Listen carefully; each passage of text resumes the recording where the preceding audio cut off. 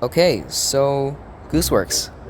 Gooseworx is for me one of the best indie animation creators out there, right there along with Vivian Medrano and Liam Vickers. I wouldn't say she's underrated, but she's definitely not talked about as much, so if you haven't already, please go check out her content. It is absolutely fantastic.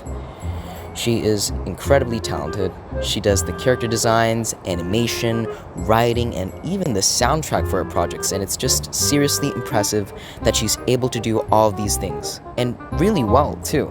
None of her projects are bad. All of them are really good. And her upcoming show also looks great. I am very excited for that to come out. So, for fun, I decided I would rank her projects. Now, by projects, I mean the animated stuff, not her music, which is still awesome, and you should check that out. This ranking is based on what I personally like more, so go watch all of these and form your own opinion. Also, there are going to be spoilers for all of these projects here, so I highly recommend that you watch them knowing as little as possible before checking out this video, because the experience of going into them blind is truly amazing. So with that out of the way, let's get started. Number 8. The Blue Channel. Now, this is the first video from Gooseworx's analog horror series, also called The Blue Channel, and I would say that this video is weird and a bit unsettling. Not necessarily scary, but I don't think that was what she was going for with this video anyway. The main aspect I like about this is the sound design, which really helps to elevate this simple concept.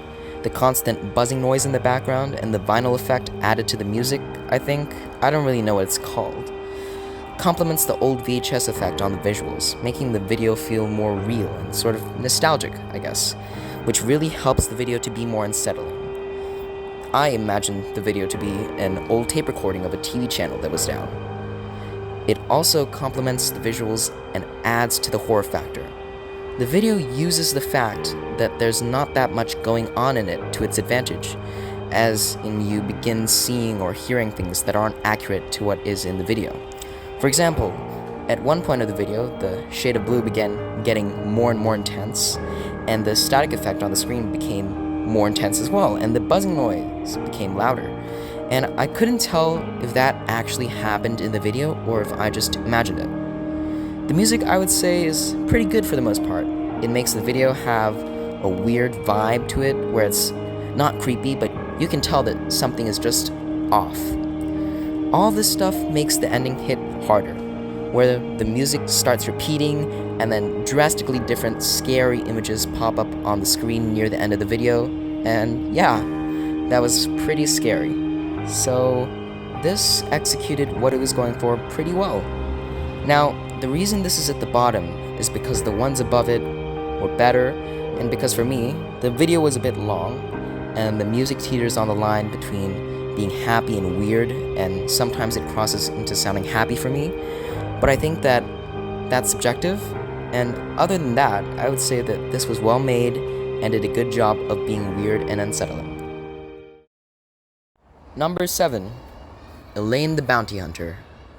Now, this is the first short film that takes place in the Pink City, and honestly, I would say it's good. The animation is smooth and bouncy, making it feel alive, and you can feel the impact whenever a character falls or gets hit. There's also more than one animation style, with there also being 3D animation, and I like how it elevated the humor in the scene that it was in.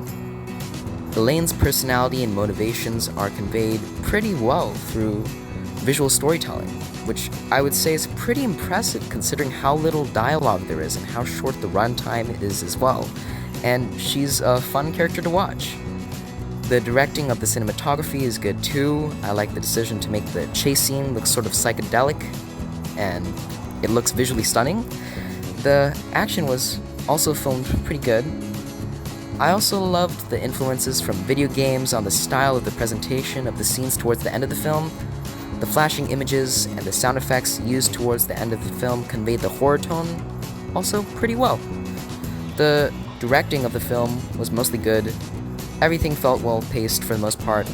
The comedy was pretty good too. There were different visual and audio gags, and some of them were pretty clever.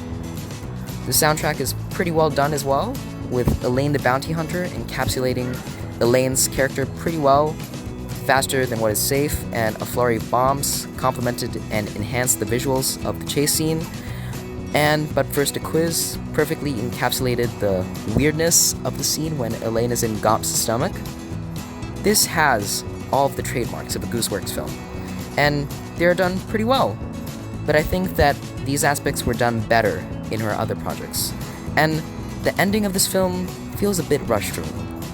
How did Elaine escape from Gop's stomach? How did she end up in the Hunter Pound? Why did the shop owner ask the CEO of Pointiness if she was familiar? Why was the CEO of Pointiness even there in the first place? I guess some of these things could be inferred, but I just wish that the ending was executed a bit better and the explanations for these questions be clearer. Still, I would say that this was entertaining, charming, and a good short film. Number 6. Deep Blue. Again, great sound design, great visuals, really makes the video feel real and nostalgic, making it more unsettling. But what makes this video better than the first Blue Channel video for me was the music. While I understand that the intention of the music in the first one is to be mostly weird and a bit unsettling, there are points in the video where I didn't quite feel that. While in this video, the music definitely made me feel creeped out, in which the music is composed in a way that it sounds like it's supposed to be calming, but it comes off as creepy instead, in an intentional way, which makes it more unsettling, in my opinion. I also like how the music started off relatively calm and then devolved into chaos later on, which is a great way to increase the tension. The video also uses our expectations of the video to its advantage as well, such as points in the video where the color of blue in the video suddenly shifts to be very intense and staticky, the music cuts off and static plays instead, or when the text on the screen changes, which makes the video more scary as well, because it went against our expectations of what the video is going to be like from the previous video, as well as the beginning of this one. Even when the video is revealed to be different, it still manages to be scary. Because the first time the color on the screen changed, a loud static noise was played, so then when that shade of blue pops up again, you immediately start preparing yourself for that loud static noise even when there wasn't any, or at least that's what I did. All of the build-up of tension and not knowing what to expect really makes the ending more scary, as when the music that was playing throughout the video before slowly disappears and new music plays instead that is calm but also sort of transcendent, I guess, and the video slowly starts to zoom out and you really have no idea what is going to happen next, and that is very scary. And then it hits you with the very drastic shift in sound of the loud static noise instead. Honestly, this idea of this type of format is executed better in this video than the first one for me. The only things that were not done as well was, even though the music was better, it felt like it was trying just a bit too hard to be scary. The different text itself that shows up on the screen and the text at the end of the video wasn't really scary for me. Again, it felt like it tried to be scary, but it came across as trying too hard. And the creature that showed up at the end of the video looked kind of scary, but also kind of funny looking. I don't know why, I think it's just mostly the mouth area. But other than that, this is a pretty good analog horror video. Number 5. Ghost of the Year. Now, this is the first project on this list that has characters talking, more specifically Hoonis Boogie, and the voice acting for him was overall pretty good.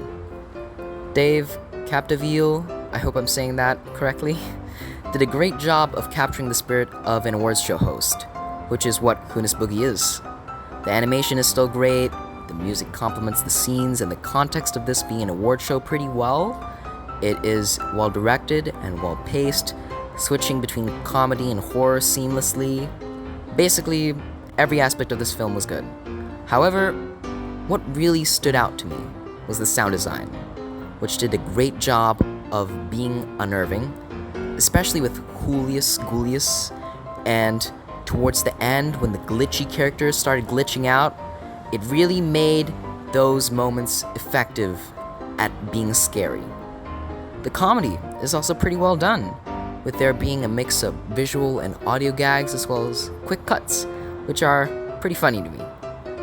Sometimes the animation also changes from its usual style when a joke is playing out, which makes the joke even funnier.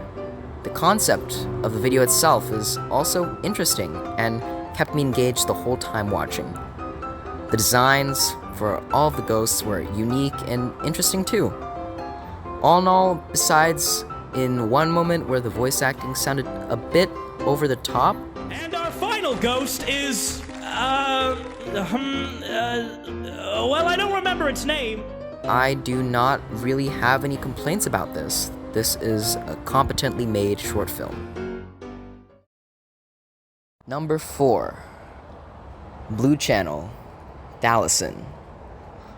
Once again, the sound design, the visuals, down to the font of the text on screen and the music were all done well, which really helped to make the experience more immersive as it felt real and nostalgic, like one of those old pharmaceutical commercials, making the video more creepy.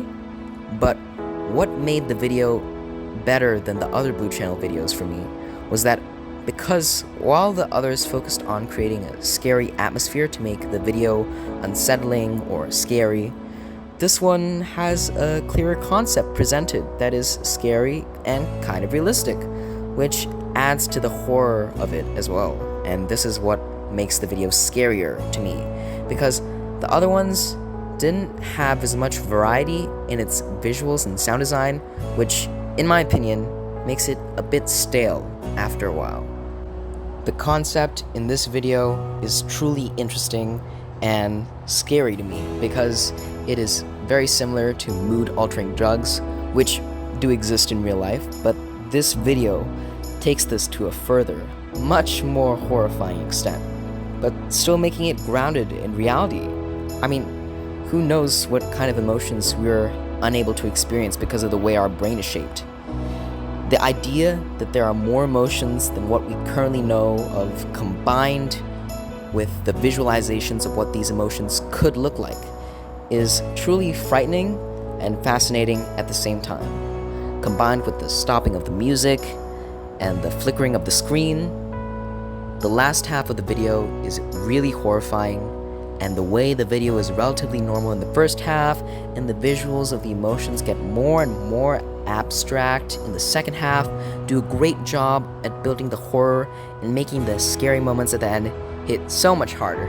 So yeah, I would say this is the strongest out of the Blue Channel videos, executing what it wanted to be the best and had the most impact on me.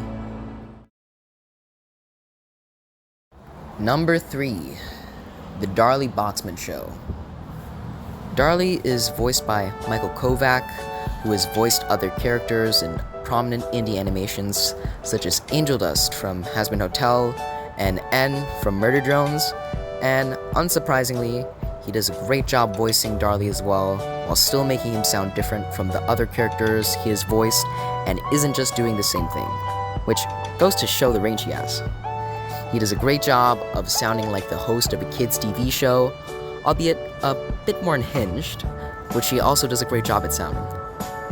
Dave Capdeville and Jason Marnocha, I hope I'm saying both of their names right, also do great jobs of voicing their characters. The animation was great, and it was smooth, and I like how they used frame-by-frame animation for Mimlimim and Milk Pooch.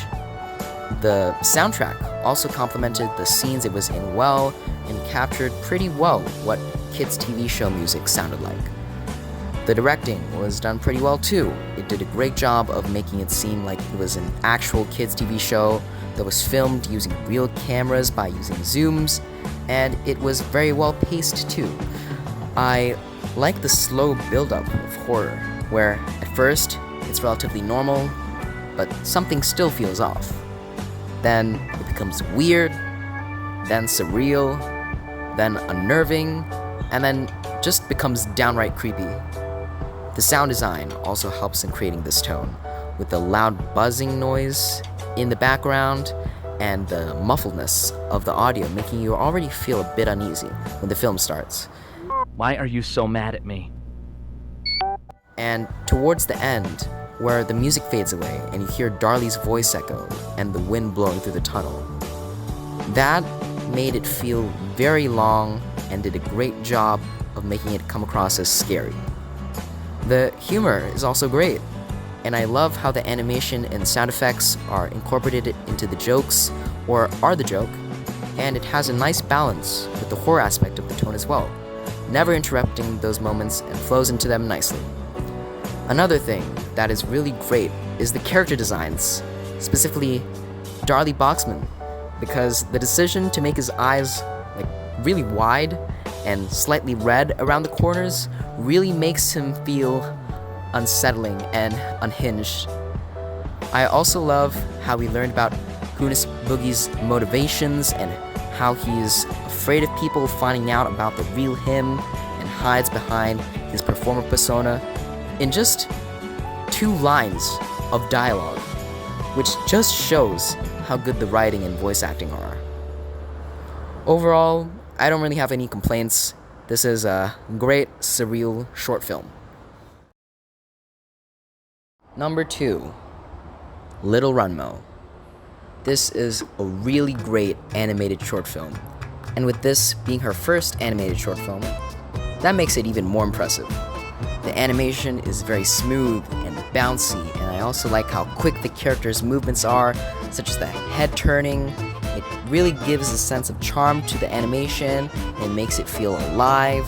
I also like how there is more than one animation style used, in which it's also animated frame by frame, and I love the way in which it's used in the film, in which it's used in a scene where Runmo takes off Jumbo's head, and the contrast between these styles of animation really helps make the scene be able to convey the horror tone that it's going for so much more effectively.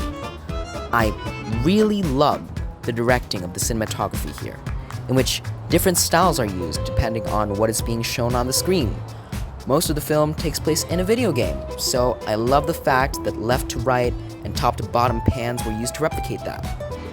There was one scene where there was a sort of game show and the shots looked more handheld and out of focus to replicate the style of a game show in which there are actual cameras being used. There was another scene where the film became more serious and scary in tone and dolly zooms were used. There is a lot of variety on how scenes are presented, and that is something I really, really appreciate, especially in animation. The directing of the film itself is also pretty good. Everything felt well paced, and there was a good balance between the lighthearted and more horror aspects of the tone, and it was very natural how it shifted from comedy to horror to comedy again. Both aspects were done very well. When it needed to be scary, the visuals did a great job at doing so, as well as the sound design. There's this scene where Runmo's lives start glitching out, and that was pretty scary. The comedy was also well done. I like the dark humor that goes hand in hand with the horror tone sometimes, as well as the visual gags and the audio gags, so there was a variety of types of humor and different types of jokes in there, and it wasn't one note. Another thing that helps to make the comedy and the horror more effective is the soundtrack, with the Meatball Man being a great example of conveying the absurdity of the Meatball Man, as well as how it's a bit terrifying. Course of the Bone Keeper, making the scenes whenever his hands show up to take dead characters away sound really scary and otherworldly, and End of the Universe really making you feel the scale of how bad Runmo has made things. This film also makes you have a lot to think about, in my opinion, as it has a really good message that is conveyed subtly, which I feel like you need to watch more than one time to fully absorb everything that the film is trying to say. I'm not even sure what the meaning of the film is myself, but I think that it's something about not letting fear stop you from living your life, and if you actively avoid taking those risks, your life would be worse than if you had taken the risks, which I think is a pretty important thing to say. Honestly, this film is amazing in all aspects. I guess one thing I hoped would be done better would be to have more than just Runmo trying to get more lives driving the story, because all the scenes are sort of repeating the message of the film, But that's not really that big of an issue because all of the set pieces in the film are different and very fun to watch. So besides that, this film is really great and definitely one of Gooseworx' best. Number 1. Elaine Gets Adopted. This is a truly fantastic short film. Almost every aspect is perfect. Again, the animation feels like it has a soul, it's very bouncy and smooth. There are multiple animation styles too, which each one of them being executed well in the scenes that they are in. The frame-by-frame animation highlights the weirdness of Elaine's drug trip, and the 3D animation helps convey the afterlife to be sort of otherworldly.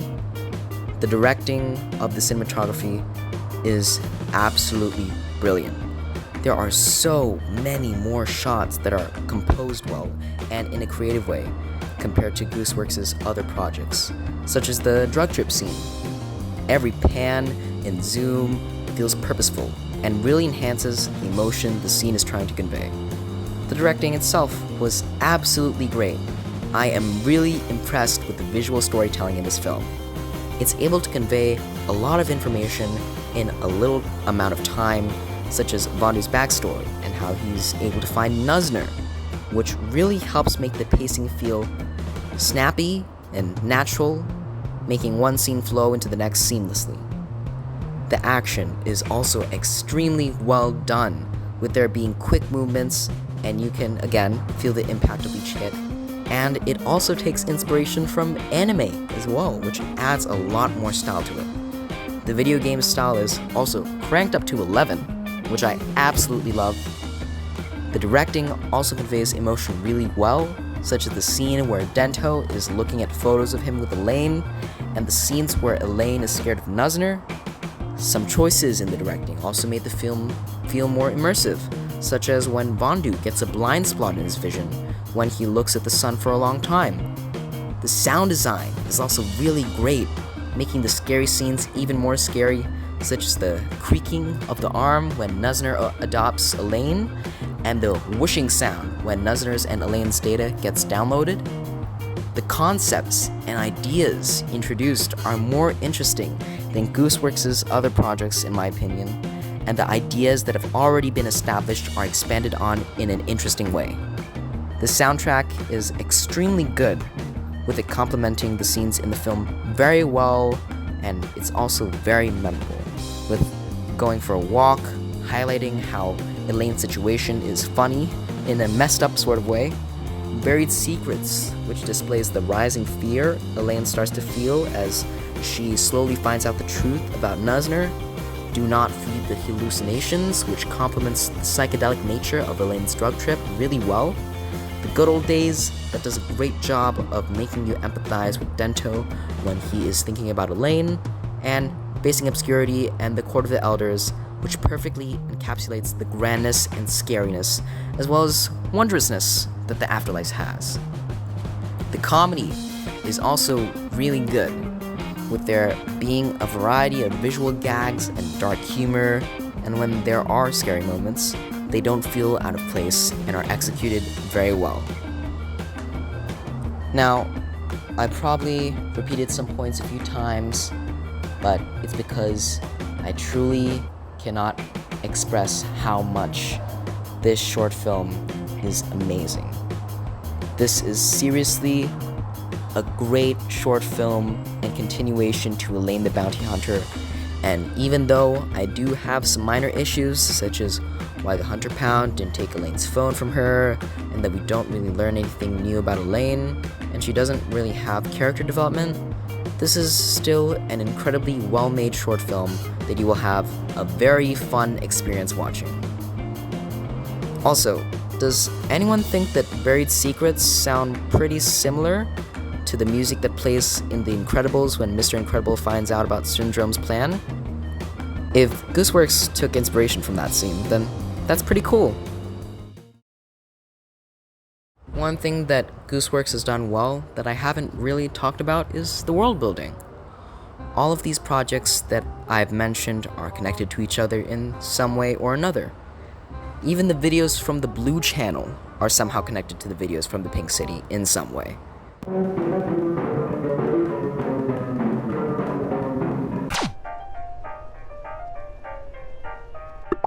And everything is connected in a way that doesn't feel forced, but instead, it feels like they're a part of the same universe instead. And each video released just reveals a new part of that, as well as more connections.